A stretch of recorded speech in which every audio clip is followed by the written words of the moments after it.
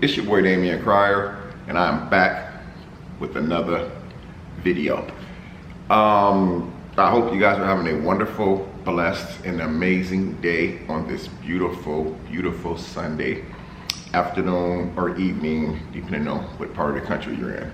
Anyway, man, I'm doing okay, man. Just like, you know, I just kind of woke up today with some things on my mind. And like I don't talk to a lot of people on a regular basis. And I'm like what you could say a private person. And there's a reason for that. I think that's one thing about me that's not going to change. It's me being a private person. But as you guys can see by the title, this video is going to be about exactly what the title says, the truth. And I'm going to be telling you guys about how I feel about certain things. A lot of YouTubers won't speak publicly about stuff that I'm going to be addressing in this video. And I'm hoping that this video doesn't continue to be like a really long video. Now, before you guys get your popcorn and chips ready, this is not a bad video. This is just like a video about how I feel about certain things that a lot of people won't really talk about or share. But me being who I am and being a man, I feel like that I'm not going to bite my tongue when it comes to how I feel about certain things, because I have, you know, stayed closed-lipped for a long time. But guys, if you are not subscribed to the channel, man, don't forget, all you got to do is turn the bell on. Turn the bell on only means that you are subscribed to the channel. To get notifications, you must turn on the other bell with the vibrating symbol. That way, every time I drop a video on the Cryer family, you, and yes, you too, would get the notification. We also do post notification shout outs at the end of every video except for reactions. So anyway, man, I'm just gonna jump right into this video, man.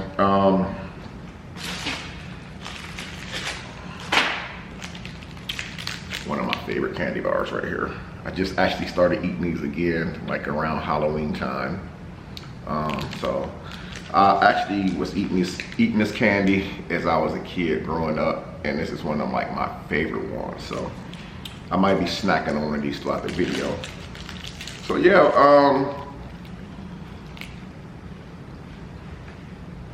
some things I don't talk about, because sometimes you can talk about stuff on your channel and some people can feel a certain type of way about it. And so I didn't back then. But now that decisions has been made,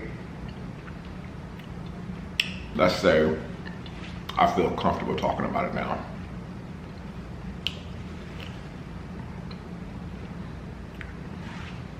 Let's talk about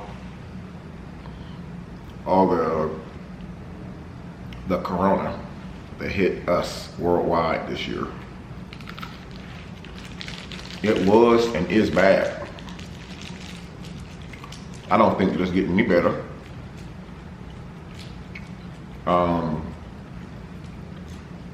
People have asked me to talk about it publicly or whatever, or on my channel, because it's a sore topic that no one wants to talk about. No one wants to know the truth. And it's like, for me, I didn't talk about it before because it wouldn't have made a difference. There's nothing I can do to stop it. There's nothing I can do to stop what's already happening. What's already been put out there in the universe. Not the country, but the whole entire universe. Because we were all affected by it. So me talking about that, as I was asked to do multiple times on my channel, is not something that's going to change anything. A lot of lives have been lost. A lot of lives have been taken. And what I'm about to say is not going to be very great at all. But a lot more lives are going to be taken. You know, it's not something that's getting any better. You know, one minute you hear that the numbers are up, then you hear that the numbers are down. I'm starting to believe that the COVID-19 is almost like the stock market. You know what I'm saying? One minute the numbers are up, the next minute the numbers are down. I mean, I hate to use it in that term, but it's almost like the way that it is. And I said earlier this year when that stuff first happened, I said that this was going to be a new part of life for us. This was going to be a new part of life. With the face masks and everything, that's never going to stop. We're going to be wearing face masks until we're gone. You know, it's not, no one's going to go on national television that I see in the future. I don't see someone going on national television 6 months from now and a year from now and say, hey guys, listen, this is such and such from your local news channel. Throw your face masks out. It's over with. Going back to your regular lives. Don't use hand sanitizer anymore. Get rid of all the designer Gucci and all that stuff that you bought, face masks. Get rid of your designer face mask and your designer hand sanitizer bottle that you paid hundreds of dollars for last year. And throw it away. This is just another war, man. You know, it's a war that doesn't really have an ending anytime soon. You know, do I believe that it can be controlled better than it has been? Absolutely. Absolutely. It can be controlled better. Do I think that there's a cure for it? Absolutely. Do I think that cure is going to be affordable for all of us to be able to afford it? Absolutely not. You have nurses working at hospitals that they can't even afford to even get sick at. You have people working at restaurants that they can't even afford to eat at. You got people working at dental offices that they can't even afford to get dental work done at because nothing's cheap anymore. So my truth about that is it's like a no ending. The next thing is real touchy for me because it hit really close to home for me. It's like the shootings that's going on. With the police shootings. I have friends that's officers back home. They're really good people. They are regular family people. They're very humble people. They don't just look at one side of a situation. They're not quick to draw a weapon if a suspect takes off running. And it's like now, with everything going on, it's like people are so quick. Some officers, not all guys, because I have some police officers that's actually subscribed to my YouTube channel and they actually watch my YouTube channel.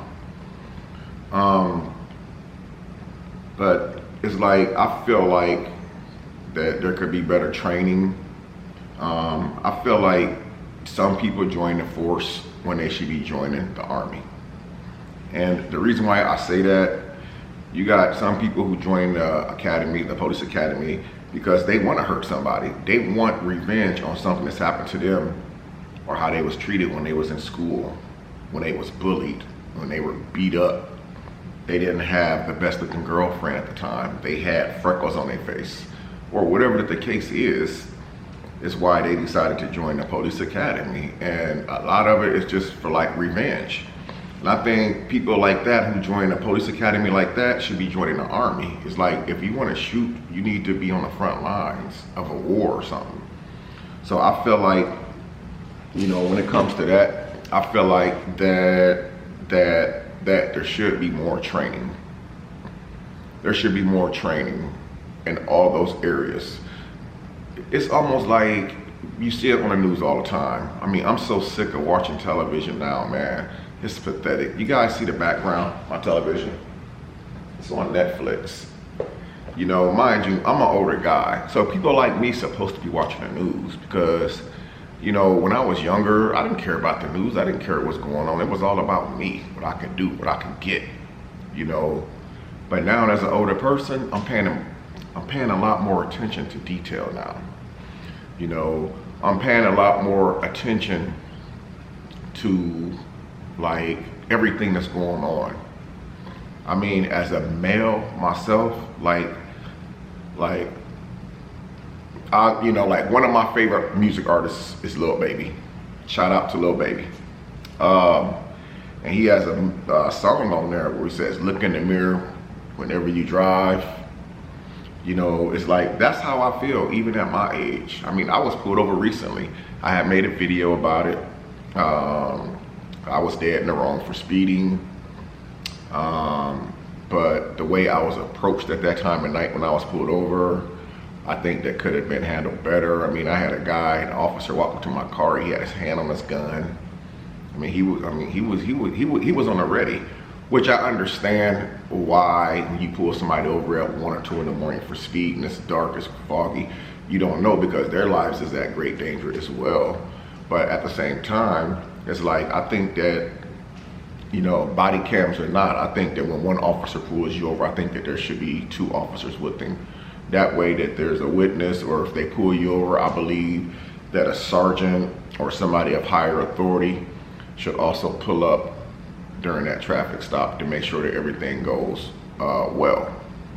So I don't agree with a lot of tactics that they use, man, but it's like, I turn the television on now. Again, it's hard to even watch television anymore, man, because it's sickening. I'm seeing women getting shot down.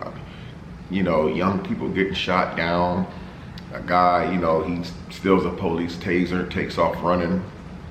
You know, did he need to be gunned down like that in cold blood? I mean, he was running away from the officers with the taser. He wasn't running towards them with the taser. So he was posing he was posing no threat whatsoever. You know, again, and then we always look on television and then we see months later or a year down the line, the incident that happened a year earlier, the officer was found not guilty or whatever. And then the family ends up seeking some type of civil suit and they get a few $1 million, you know. And it's like, you know, that money doesn't mean shit. It doesn't mean shit, man. I mean, hell, I lost my oldest son a few years ago to a drowning. And even right to this day, you know, it's hard to even, you know, live with that every day I wake up. You know, I got his pictures right here, right by my mom picture, you know, right next to her picture and some other personal things, you know. And so I couldn't imagine what it's like for a family to have to go through a family member being gunned down and then the state saying, hey, here's a couple $100,000, here's a couple $1 million, you know, everything's gonna be okay. So money doesn't always fix the situation. Does it buy you more cars, more luxurious things in life? Yes, but does it really make you happy? At the end of the day, no, it doesn't, because you still have to live with that, knowing that you lost a loved one, someone dear to you, someone that you never want to sit and watch television with again, someone you know that you're never going to watch a movie with again, someone that you know that's never, ever, ever, ever going to walk through that door again, somebody that you're never going to be able to say, hey, I love you to ever again, only in your dreams, you know. Since my son's been gone, you guys know how many times I've been to Indiana to see Darian. And when I get there, how many times I roll past that very cemetery where my oldest son is buried at. And you know how hard it is to, you know, just go there again? Because it's like, it's hard. One time I got close to the gate, I remember parking my car. This was last year. No, it wasn't, it was this year. I went to Indiana to visit Darian. And I was like, well, I'm going to the cemetery to see Deontay. And I parked the car, I got close to the gate, I just started shaking, then the tears just started flowing. It's like, I couldn't do it, man. I couldn't do it. You know, I lost my son due to a drowning. You know, so I couldn't fathom or imagine what it's like for a family member to know that one of their siblings life was taken out by an officer, when some things that could have been done better. It's like years ago, they came out with a taser. The taser was a means for officers to use to defend themselves without having to use deadly force. But it's like, every person, especially this year, every person who lost their lives this year from an officer involved shooting, all of those officers had tasers. They all had non-lethal or non-fatal force tactics that they could have used to defuse the situation. You know, it's just really hurtful when you know that a suspect is running from an officer and still gets gunned down. And again, I got friends that's police officers. Well, I'm not gonna say friends. I'm gonna say people that I'm pretty cool with that's officers. So if I see them and they be like, hey, Damien, I'm able to say, hey, how you doing, officer such and such? You know, whether I know them from a traffic stop years earlier or whether I see them at the service station playing their daily lottery numbers or once a week playing a Powerball or Mega Millions or whatever you have. So when I say cool, that's what I mean by cool. I happen to know a couple by name. So this is no offense to them, but you know, just as a whole, it is kind of hurtful to see that, man. You know, and so now it's like, when I get pulled over, it is so scary. You know, I got license, I got insurance, my registration is up to date.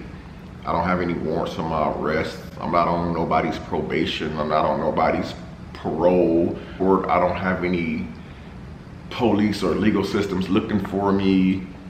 None of that. And so with that being said, I'm not on a run from anyone. I'm not hiding from anyone.